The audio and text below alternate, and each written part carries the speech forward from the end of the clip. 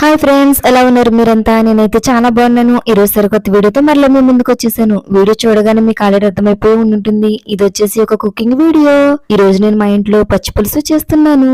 ఆంధ్ర స్టైల్లో పచ్చి పులుసును ఎలా ప్రిపేర్ చేస్తారు అనే విషయాన్ని ఈ రోజు మీకు క్లియర్ గా షేర్ చేయబోతున్నా. ఈ వీడియో కనుక మీకు యూస్ఫుల్ అనిపిస్తే ఫస్ట్ నుంచి చివరి వరకు స్కిప్ చేయకుండా చూడండి. ఒకవేళ ఇది మీకు యూస్ఫుల్ కాకపోతే దయచేసి స్కిప్ చేసేయండి. అంతే తప్ప నెగిటివ్ కామెంట్స్ అయితే చేయొద్దు. ఇంకా ఆలస్యం చేయకుండా వీడియోలోకి వెళ్ళిపోదాం. ఫస్ట్ వచ్చేసి చిన్న సైజు నిమ్మకాయ అంతా చింతపండుని అయితే నేను తీసుకున్నానండి. పచ్చి పులుసులో మెయిన్ ఇంగ్రీడియంట్ వచ్చేసి చింతపండే. ఫస్ట్ ఆ చింతపండుని నేను శుభ్రంగా కడిగి ఆ తర్వాత చింతపండుని నీటిలో వేసి నానబెట్టుకుని ప్రక్కన పెట్టుకున్నానండి. ఇప్పుడు వచ్చేసి పచ్చి పులుసుని ప్రిపేర్ చేస్తున్నా. ఎలా అంటే ఫస్ట్ వచ్చేసి స్టవ్ ఆన్ చేసి ఒక దాకనైతే పెట్టుకున్నానండి. దానికి సరిపడా దాంట్లో 1.5 టేబుల్ స్పూన్ వరకు ఆయిల్ ని యాడ్ చేశాను. ఆయిల్ వీడియోలో చూపిస్తున్నట్లు ఇలా బబుల్స్ వచ్చేంత వరకు ఆయిల్ హీట్ అవ్వాలండి. అలా హీట్ అయిన తర్వాత దీంట్లో 6 నుండి 7 పచ్చిమిర్చి చిన్న చిన్న ముక్కలుగా కట్ చేసి అయితే నేను వేసాను. నేను ఒక 4 మెంబర్స్ తింటే సరిపడా పచ్చి పులుసుని అయితే ఈ వీడియోలో మీతో షేర్ చేస్తున్నానండి. ఒకవేళ మీ ఇంట్లో ఎక్కువ మెంబర్స్ ఉంటే మీరు ఇంకా క్వాంటిటీ ఇంకా పెంచుకోవాలి. అంటే ఈ పచ్చిమిర్చి ఇలాంటివి ఇంకా పెంచుకోవాలి. నేను జస్ట్ ఒక 4 మెంబర్స్ కి మాత్రమే కొలతలు చెప్తున్నాను. ఇప్పుడు అవన్నీ కూడా వీడియోలో చూపిస్తున్నట్లు ఈ రకంగా ఫ్రై అయ్యేంత వరకు ఉంచి దీంట్లో 1 టేబుల్ స్పూన్ వరకు జీలకర్రని యాడ్ చేసుకోవాలండి. ఇప్పుడు జీలకర్ర ఇది కూడా ఫ్రై అవుతూ ఉంటుండగా దీంట్లో కొద్దిగా కరివేపాకుని వేసుకోవాలి. కరివేపాకుని వేసి మరలా ఈ మూడింటిని కూడా మిక్స్ అయ్యేలాగా ఒకసారి కలిపి ఇప్పుడు దాంట్లో సన్నగా తరిగి పెట్టుకున్నటువంటి ఒక ఉల్లిపాయని మీడియం సైజు లో ఉన్న ఉల్లిపాయని యాడ్ చేసుకుంటున్నాను. అదే విధంగా ఒక పెద్ద సైజు టమాటా, చిన్న సైజు అయితే 2 తీసుకోవాలండి. అది కూడా యాడ్ చేసి ఇప్పుడు మొత్తం అంతా ఒకసారి మిక్స్ చేసి ఒకసారి కలిపి తర్వాత మూత పెట్టేస్తున్నా. మూత పెట్టి ఇలా ఒక్కొక్కసారి తీసి మనం అలా కలిపి ఉండాలండి, లేదంటే అడుగు పెట్టేస్తుంది. చూసారు కదండి వీడియోలో చూపిస్తున్నట్లు ఈ రకంగా లైట్ గా అడుగు పెట్టేంత వరకు మనం ఈ ముక్కలన్నిటిని కూడా ఫ్రై అయ్యేలా చూసుకోవాలి.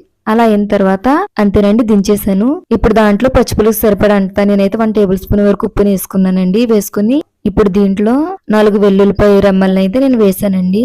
ఇప్పుడు ఇవన్నీ కూడా వీడియోలో చూపిస్తున్నట్లు ఈ రకంగా మెత్తగా పేస్ట్ అయ్యేంత వరకు మిక్స్ చేసుకోవాలి. ఆ తర్వాత దీంట్లోనే మరలా ఒక ఉల్లిపాయ అనేది మనం యాడ్ చేసుకోవాలండి. నేను యాడ్ చేశాను కానీ అది షూట్ అవ్వలేదు. అందుకని చెప్పేసి అందులో ఉన్నాయి గానీ ఆ వేయడం అయితే మీకు కనిపించలేదు. చూసారు కదా, అలా వేసి మరలా అలా మెత్తని పేస్ట్ అయ్యేంత వరకు పప్పు గుత్తుతో ఇలా పేస్ట్ చేసుకున్న తర్వాత ఇప్పుడు ముందుగానే చింతపండు నానబెట్టుకున్నాం కదండి, ఆ చింతపండు ఇందులో యాడ్ చేసుకోవాలి. దాదాపుగా 2 గ్లాసుల వరకు, అంటే చిన్న సైజు గ్లాసులు ఉంటాయి కదండి, దాంట్లో 2 గ్లాసుల వరకు ఆ చింతపండు రసాన్ని అయితే ఇందులో యాడ్ చేయడం జరిగింది. అంతేనండి. ఇప్పుడు ఇవన్నీ కూడా మిక్స్ అయినట్లు గట్టితో ఒకసారి కలుపుకొని దాంట్లో ఉప్పు అదే విధంగా పులుపు సరిపోయినాయి లేదో ఒకసారి చెక్ చేసుకోవాలండి. నాకైతే సరిపోయినాయి కాబట్టి నేను ఇంకేమీ యాడ్ చేయలేదు. ఇంతేనండి పచ్చి పులుసు వచ్చేసి. ఒకసారి మీరు ట్రై చేయండి. నాదైతే చాలా బాగా కుదిరింది టేస్ట్ అయితే. ఐ హోప్ మీ ఇంట్లో కూడా మీరు ఇలానే చేస్తే మీ ఇంట్లో వాళ్ళకి కూడా చాలా బాగా నచ్చుతుంది. కావాలంటే ఒకసారి ట్రై చేయండి. ఇంకా పచ్చి పులుసు చేసాం కదా, దీంట్లోకి మనము ఎండు చేపలను ఫ్రై చేసేద్దాం. అది ఎలా చేస్తున్నాను ఏంటి అనేది కూడా ఈ వీడియోలో మీకు చూపిస్తున్నాను. ఒకవేళ ఎండు చేపలు అంటే మీకు ఇష్టం లేకపోతే దయచేసి స్కిప్ చేసేయండి. ఎండు చేపలను మాకు ఇష్టం అనుకున్న వాళ్ళు మాత్రం మిస్ కాకుండా చూడండి. ఇంకా ఆలస్యం చేయకుండా ఎండు చేపలను కూడా ఫ్రై చేసేద్దాం. ఈ ఎండు చేపలను చూడగానే ఏంటి బాక్స్ లో పెట్టాను అనుకుంటున్నారా?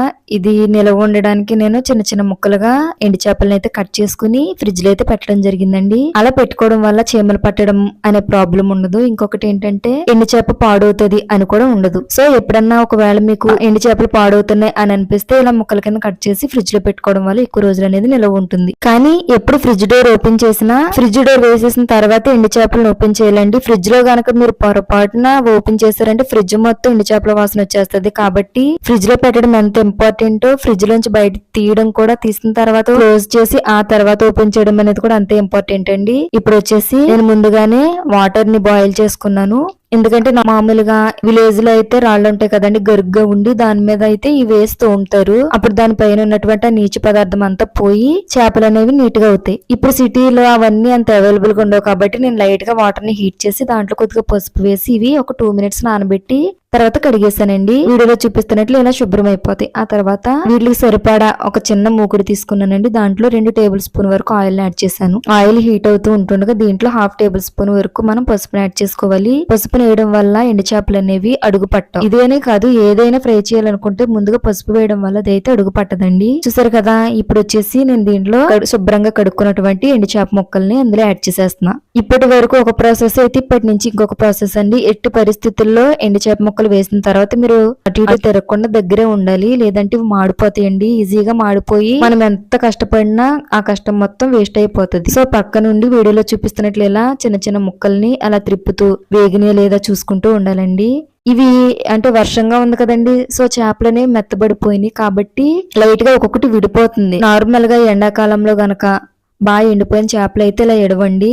ఆ టైం వస్తే నిజంగా మరలా మీ కొరకు ఆ వీడియో అయితే స్పెషల్ గా చేస్తాను. ఇప్పుడు వర్షంలో కాబట్టి తెచ్చింది కొద్దిగా మెత్తబడి లైట్ గా ఒక్కొక్కటి ముక్కల కింద విడిపోతుంది. కానీ అన్ని కాదు, జస్ట్ 1-2 మాత్రమే. వీడియోలో చూపిస్తున్నట్లు ఈ రకంగా త్రిప్పుకోవాలండి. దాదాపుగా ఒక 4 నుంచి 5 మినిట్స్ వరకు ఇది అయితే ఫ్రై అవుతూ ఉంటాయి. ఈ 5 మినిట్స్ మనము 1 మినిట్ కి ఒకసారి త్రిప్పుతూ ఉంటే మనకి చేప పైన లోపల కూడా బాగా ఉడుకుతుందండి. కొంతమంది ఏమో క్రిస్పీగా కావాలనుకుంటారు, కొంతమంది ఏమో మెత్తగా కావాలనుకుంటారు. మా హస్బెండ్ అయితే క్రిస్పీగా కావాలంటే కరకరలాడతాయి కదా, అలా కావాలనుకుంటారు. అందుకని నేను కొద్దిగా ఎక్కువ ఫ్రై చేస్తాను. ఒకవేళ మీ ఇంట్లో కనుక ఎవరైనా నార్మల్ గా తింటారు అనుకుంటే అంత ఎక్కువ ఫ్రై చేయని అవసరం లేదు.